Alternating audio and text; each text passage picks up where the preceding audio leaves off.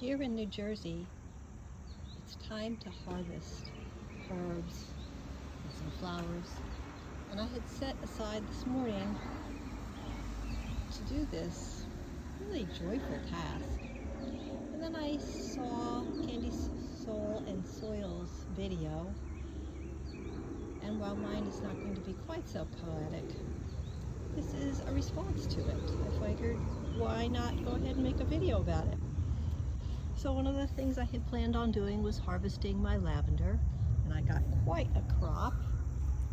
I was a little further along than hers was, so not as colorful, but it still smells beautiful, and I'm sure it's going to make some lovely gifts when I get around to doing that once it's dried. So here's my little front garden and my beautiful butterfly bush. And look, my sunflowers. But here is where I really got thoughtful. My version of poetic. So this is a bee balm plant. And what I've learned about this thing is that if you deadhead it, for those of you who don't know, that's you're just cutting off the blooms that are, get that to focus. They're not exactly dead, but they're past it. So you cut them off so that the plant has the energy to grow new flowers, like this one.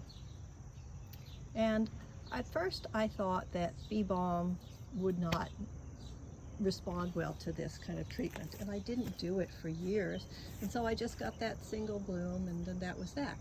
But then a couple of years ago, hummingbirds started coming to this plant, which is near my front door, so in the morning I could sit, have tea, and watch hummingbirds, which is really beautiful. And so I thought, what happens if I deadhead it? Of course, I could have read a book and learned, but you know, trial and error, that's life. So I started deadheading, and then I started getting repeat blooms, and it's been just a beautiful thing. And then what I started thinking was, life is sort of like that, right? You'll constantly have to let go of the old stuff, like this guy. You've got to let go of that. You have to just sort of be on it all the time, so that the plant, your life, you have got enough energy to keep creating beautiful things like this. And then that brings more beauty into your life, like those hummingbirds. So I feel like harvesting is also about creating space for the new growth. And it's just a fabulous time of year. It's as beautiful as spring in its own way. Hope you're all doing well.